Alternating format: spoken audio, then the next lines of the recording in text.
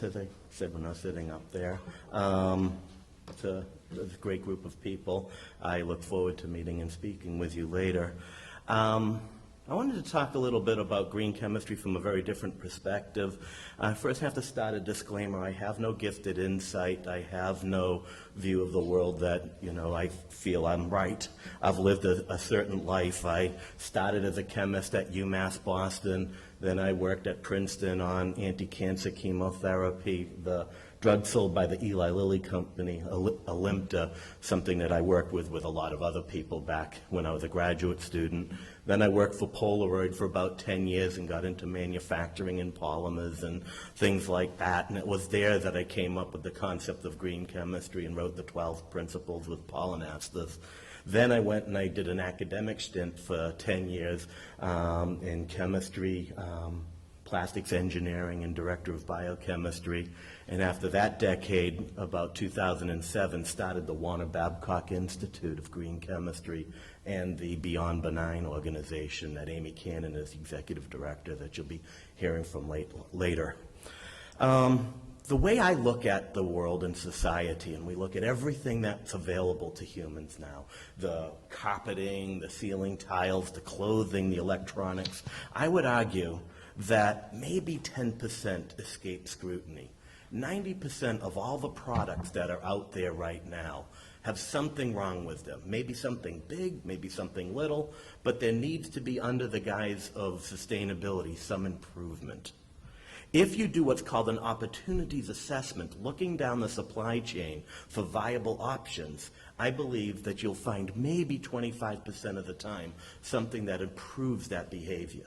But right now in 2015, it is my opinion that over 65% of all technologies haven't been invented yet. This isn't a choice. Sometimes in the public media they portray this as this epic battle of good and evil, that industry is trying to, hoard, safe things and sell toxic things because they want to, for some bizarre reason. When in fact this is a crisis of innovation, that this is a problem in which we haven't invented yet the viable alternative. So every time you read about this great new technology and you say, why isn't industry working? Why isn't industry using it? Well, it's one thing to publish a paper in a journal. It's a very another thing to get something commercialized in the real world. And that's where I look at this and I say, what better time to be in the material sciences? Not only do we have very, very challenging intellectual problems in front of us, but they're very important for society as well. So we have to ask ourselves, where do products come from? Well, we take molecules and we turn them into materials, and we call that basic research. We turn materials into components, we call that applied research. We turn components into devices, we call that development. When we make a lot of it, we call it manufacturing. What has changed over the last 30 years is this growing awareness that the environment is in the middle of it. We're now asking ourselves, where did those molecules come from? Depleting or renewable feedstocks. Where do those products go at the end of their useful life? Are they going to degrade into innocuous byproducts or persist and bioaccumulate? When we manufacture it, when we sell it, when we use it, who is the only person who can change this picture? The person who invents it in the first place. Now, to protect society and to dig up nasty, contamination and to clean up disasters, that is not green chemistry. That is what happens when you don't do green chemistry. The vision of green chemistry is to make it safe in the first place, but we haven't quite figured that out yet, and we need to do better. All right? So from my perspective, green chemistry is not a philosophy. Green chemistry is not a journal article. Green chemistry is not a conference. Green chemistry is the very act of taking hazard out of the products and providing society with safer, better products. So there are three important criteria. Number one, yes, they have to be more environmentally benign than some alternative technology. That's not enough. They also have to work. So you have to have superior performance. If no one is going to buy a cleaner that doesn't clean just because it's environmentally benign, all right, and it has to have the right costs. We can't have just the rich people having safe technologies. We have to make it so that it's cost effective and sells. So again, I ask you, Who is the only one who can do this? The inventor who designs the product in the first place. And that is the target of green chemistry, is those people who invent materials. So Paul Anastas and I, back in the early 90s, started, talking about green chemistry, and we wrote this book, and I kind of joke that I feel like Forrest Gump. You know the movie Forrest Gump, where the man just happens to be everywhere? Anyone could have written this book. This is a very obvious, simple book that Paul and I wrote. It just happened to be at the right time, at the right place, and people, next thing you know, it gets translated into 15 different languages. I've been to over 40 countries, meeting presidents and prime ministers and cutting ribbons and giving talks to something that, honestly, had I thought anyone was ever going to read this book, we would have written a better book. It was at the right place at the right time, but anyone could have written this book. All right, and the 12 principles, the importance of the 12 principles of green chemistry was to distinguish this in everything in sustainability, in everything in toxicity. You can talk to business people that are sitting in boardrooms. You can talk to the public. You can talk to NGOs. You can talk to politicians.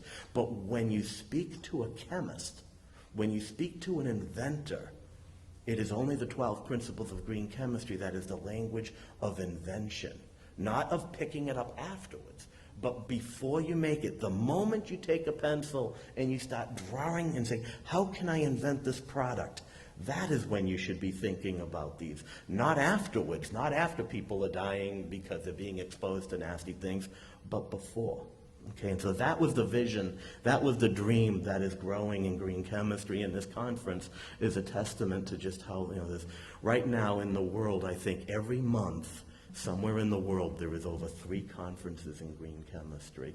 There are now Gordon conferences, there's international conferences, and so this is a testament to not, the people who wrote these 12 principles, they're just, anyone could have done that, but to the people who get it and who are doing it. So I looked up, this is a little bit old now, this was back, a little bit ago, but I did one of those sci-finder searches. And what's really interesting is you can see that around 2000 there's an explosion of publications in green chemistry. But those blue triangles, I think, are the most important in that those are patents, worldwide patents that mention green chemistry in the abstract as to differentiate themselves in the market. So at the US EPA, they have this website, and I love the EPA, just in disclaimer, some of my best friends work for the EPA, but they have quoted there, green chemistry is also known as sustainable chemistry. I see that, I drop on the floor in the fetal position and I cry like a baby because green chemistry is not sustainable chemistry. People have been working on sustainable chemistry far longer than green chemistry. There are heroes that have been championing sustainable chemistry forever, and for the EPA to say, oh, green chemistry is just sustainable chemistry is wrong. It's not. It's something different. And I want to share with you the way that I look at it. Sustainability has a big umbrella that covers pretty much anything. You can take any word and put sustainable before it. Right? Sustainable economics, sustainable agriculture, sustainable education, sustainable business, sustainable chemistry, sustainable engineering, you name it. We can do sustainable whatever. All right? Sustainable chemistry is the part that deals with molecules and materials. So we can talk about chemicals policy. We can talk about remediation technologies. We can talk about exposure controls. Green chemistry as a subset of sustainable chemistry. Water purification, alternative energy. Again, there's a whole bunch of ways of looking at sustainable chemistry. Sustainable chemistry, for example, a solar panel is a sustainable technology. We need solar panels, all right? But if that solar panel is using toxic materials and hazardous materials that in 20 years no one is going to want in a landfill, it may be a sustainable technology, but it's not a green chemistry technology. Green chemistry is agnostic to the application and focuses on the building materials themselves. It looks at the solvents, it looks at the catalysts, it looks at the feedstock, it looks at the stuff that the inventor is worried about, the toxicity, the persistence, the energy use. I have a bias, there are 12 principles, so I see 12 ways of breaking that up. But the point here is that green chemistry isn't everything. It is a tiny piece of a much bigger product, but it is the thing that the inventors do, because you do use green chemistry to invent. Once something is invented, all these other things come into play, but that's not green chemistry. Green chemistry isn't cleaning it up afterwards. It's making it so you don't have to clean it up afterwards. All right, and so from a life cycle assessment, what I did was that diagram that I showed about going from materials to product. Well, I put the environment on either side. Now, obviously, there should be a circle, but for illustrative purposes, I spread it out as a line, environment to environment. Okay? And then I said, all right, each of these 12 principles, where can they apply across the life cycle? And if you're in marketing, if you're a company in marketing, you're very disappointed when you look at green chemistry. Not many of the 12 principles are going to help you. You're not going to see a product saying made with the 12 principles of green chemistry because it's not designed as a marketing tool. But if you're a researcher, if you're an inventor, you hit them all. And that's the most important point, is that initially green chemistry was seen as a way to invent, to give people the skill set to invent in the first place. Because I would argue that chemists have always cared about human health and the environment. This isn't some birth of ethics. The people who didn't hear of green chemistry, it wasn't like they didn't care. But we have in our mindset that chemistry has to be toxic. Chemistry has to be dangerous. But it's okay because we'll wear gloves to protect our skin. We'll wear masks to protect our lungs. We'll wear goggles to protect our eyes. We'll install scrubbers and filters and smokestacks to protect the air, the land, and the sea. So that's okay. We can use toxic materials, but this is going to keep us safe. And guess what? Every time some disaster happens, every time something bad happens in chemistry, it's because one of these things failed. So the revolution that is green chemistry is to say we must imagine a day in the future when we're not dependent on these things and instead look at risk as a combination of exposure and hazard. And for centuries we've focused on exposure, but imagine a day when we look at a red dye and we say, okay, we want the red dye to have a certain color. We want it to sit on a fabric. We want it to not fade in the light. And we want it not to be toxic. I would argue that the design chemists right now know how to make a red dye. They know how to make it stick to a fabric. They know how to make it not fade.